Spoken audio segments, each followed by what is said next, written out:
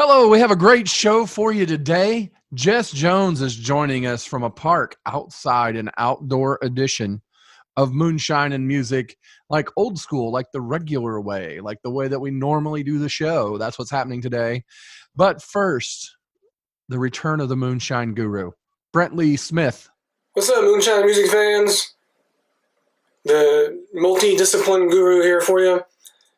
Mixing it up a little bit today. I got a list that I think you guys would deem worthy of your time. Top 19 reasons you're not a cat. In case you're wondering. Number 1, you're something else, e.g. human. That makes sense. Your licking yourself range is limited. That's number 2. Number 3, you understand this list. I think that makes sense.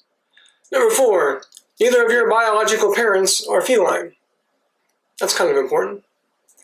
Your tongue is at least 5,000 grit. For those of you who know about sandpaper. You have only 2 nipples. That's number 6. Number 7, your vocabulary consists of more than meow and sss. Number 8, you can upload videos into YouTube, not just storing them. You will help with that, I think. Number 9, you enjoy the finer things in life, like pro wrestling. Number 10, you can pick your nose. Just because you can doesn't mean you should. Number 11, you can play trumpet. Number 12, you probably wouldn't eat your caregiver if he or she died in the house you live in. Yeah.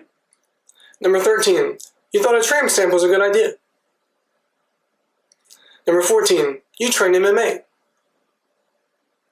Number 15, you were drafted in the first or second round of any professional sports league. These are all solid reasons, I believe. Number 16, you had a nice career as a radiologist. Number 17, you call everyone you meet dog. What up, dog? Cats don't do that. Number 18, you have a degree in nuclear engineering. Easy for me to say. Number 19. Number 19, making this a list made me want to pet my cat. Here, kitty, kitty, kitty, kitty, kitty. Here, kitty, kitty, kitty. I'm going to go find a cat. Catch you guys next episode. This is Moonshine and Music with Joe Shelton. Wait a minute, that's me. Anyway, we're going to bring you some inspiring songwriters, musicians, and maybe some side challenges and other stuff around the music industry. So stick with us right now, because the show is coming your way. Woo! Moonshine and Music starts right now.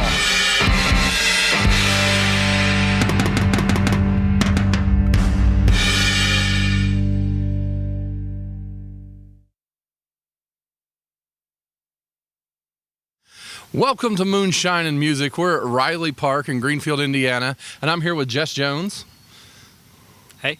How you doing? I'm good, Joe. Welcome to the show. This is a really odd setup, I understand. It is. But it's a beautiful day at the park, and I feel like, hey, let's make it happen in person and not just on Zoom for once. I'm happy to be here. Thanks for having me, man. Obviously, we're easily 6 feet apart due to the fact that, we're sitting in a park.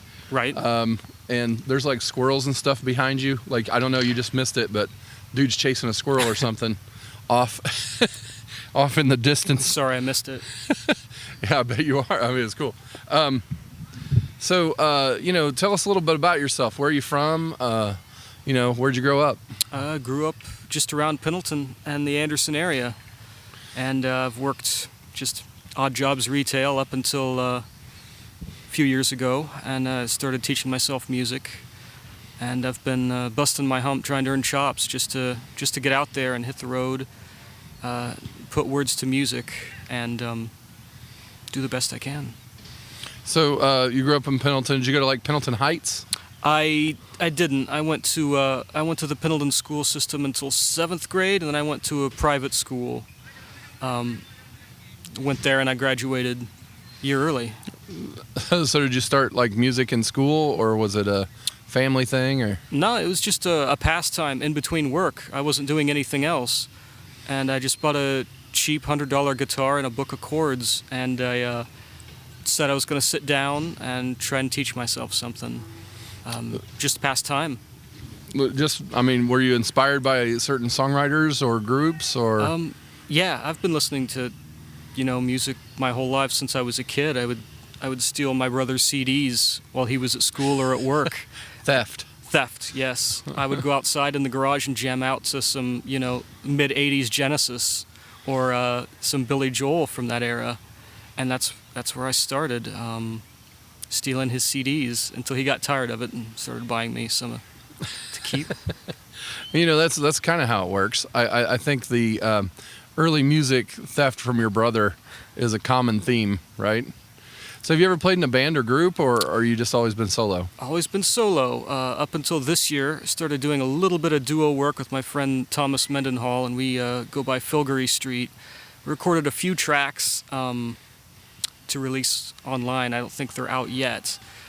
We did a thing for Yelp at the Indianapolis Public Library back in November, I believe, late October, November, and we needed songs for it to do as a duo because that's how we were marketed, and we had nothing. So we sat down for 2 afternoons, and I cranked out some chords, and he came up with some words, and later I polished them and we recorded them, and I'm pretty proud of them. Like, I didn't think they were going to be, record worthy, and they turned out to be some of my favorite work, or some of our favorite work, especially together. Do you find that, from that experience, does it make you feel like sometimes you just jump in and then you get some real work done just because you just put both feet in the water and said let's see if we can swim, and you had to get it done? Yeah.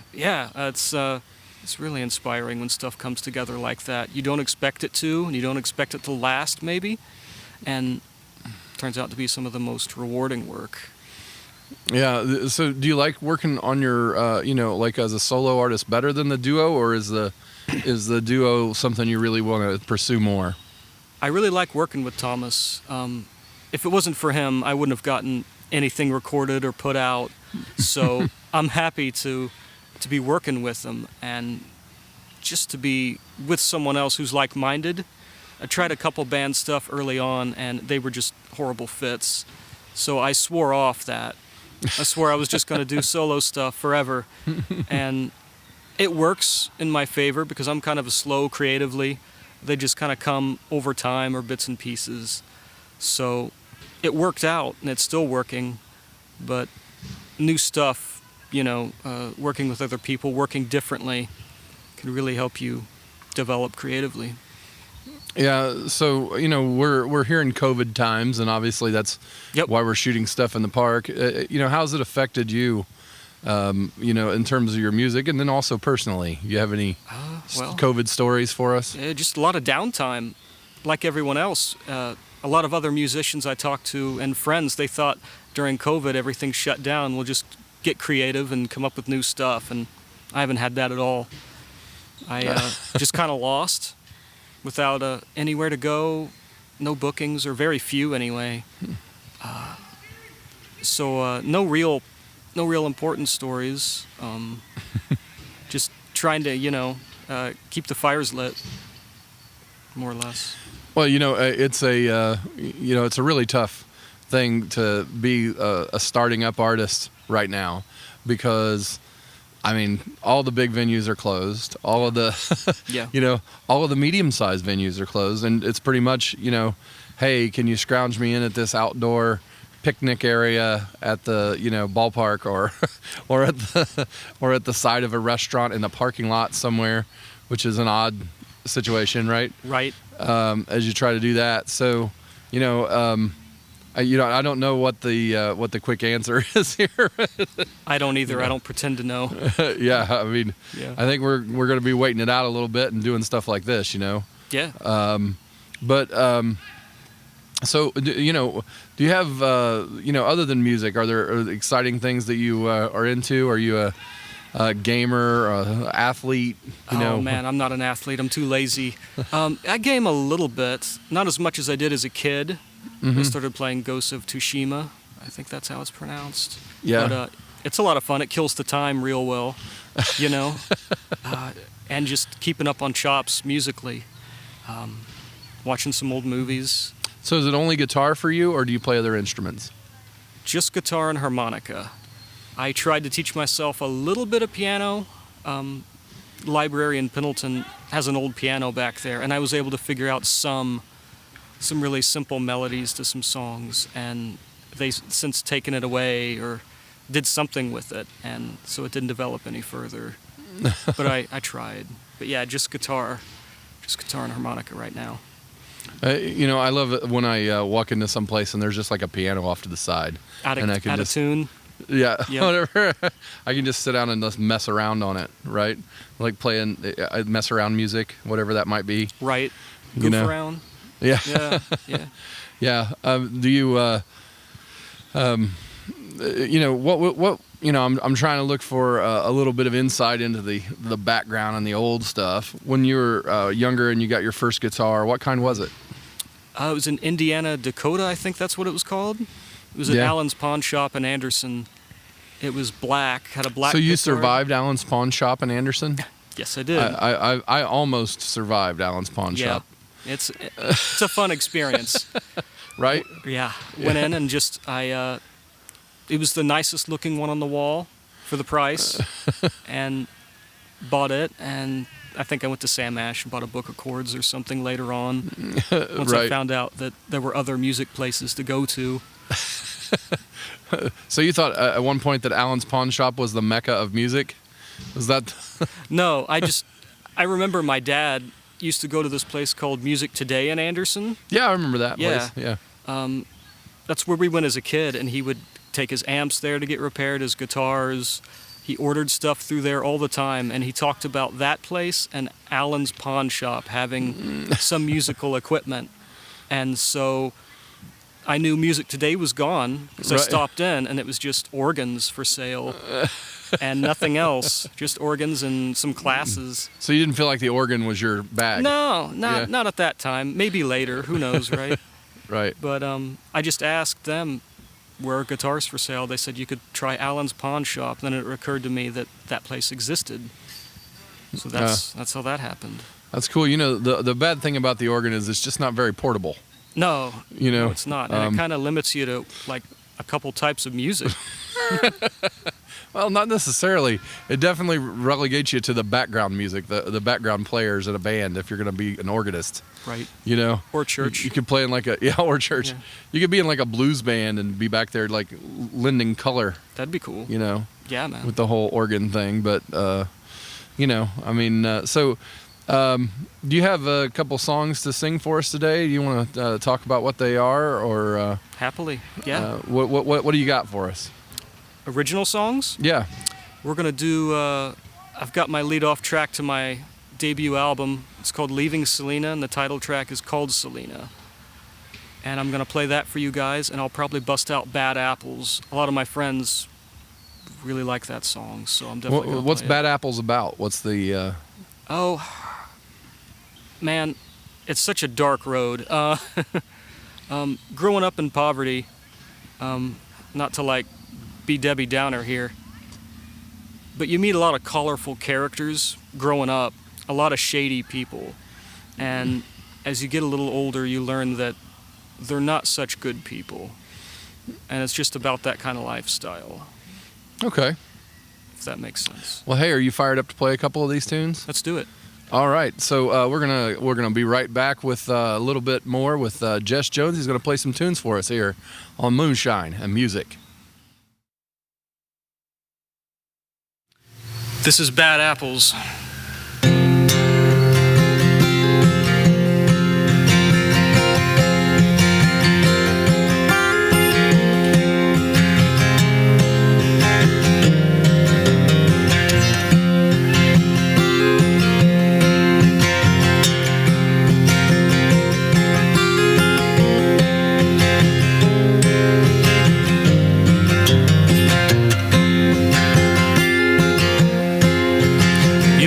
Become a jumble. It won't tell you what to do. Without any purpose you're lost. Your eyes are like oceans of tears. No, I'll miles to walk down as you sit and count the years. Afraid of a life of purpose, the simple taste of life's fun. Bad apples are always on the run.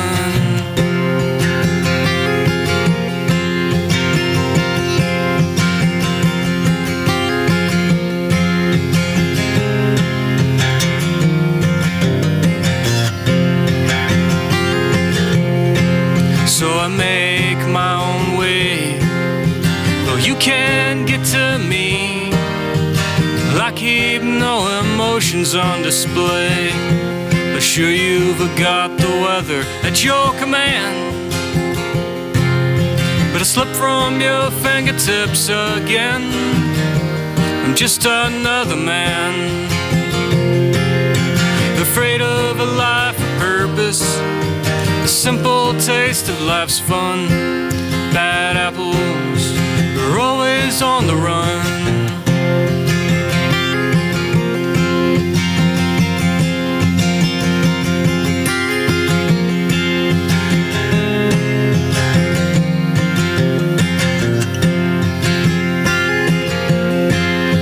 Believing in my grave, well, I'll admit no defeat.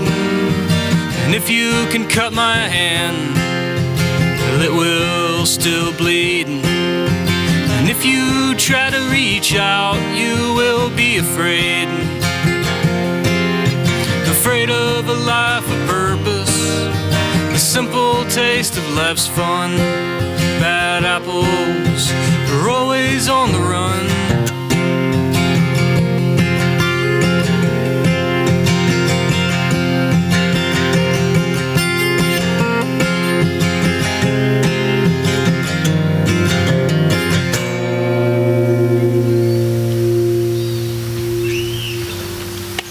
Thanks, man.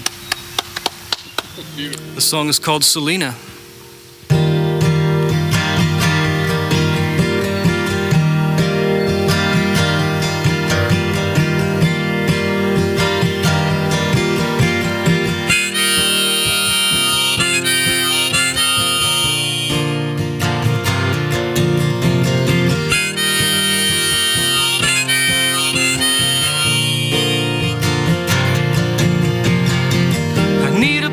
To keep my mail, it keeps falling down where it's at. All my clothes ain't been washed in a couple of weeks, and the night's too humid to get any sleep. That all changes when I leave Selena. Think it'll turn to something much brighter, even if you don't think so, even if you're not there.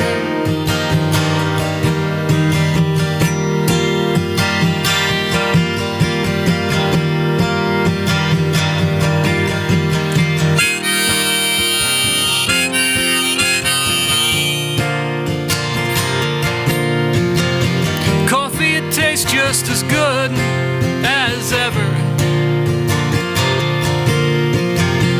Without your conversation while I drink it, I've got no more excuses to go to work late. That's all about to change for me, my dear. That all changes when I leave Selena. Think it'll turn to something much brighter, even if you don't think so, even if you're not there. But maybe this time it's different. If I can keep a straight face, if my tires don't blow out, if my mind holds out.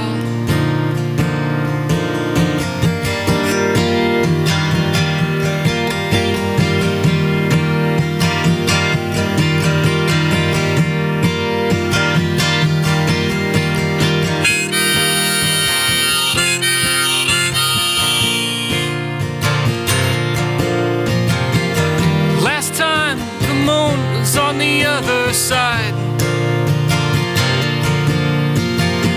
thinking about the way the things they could have been. What if I can't stop reliving my yesterdays with the ghosts who were never really there? That all changes when I leave Selena. Think it'll turn to something much brighter, even if you don't think so, even if you're not there, even if you're not there.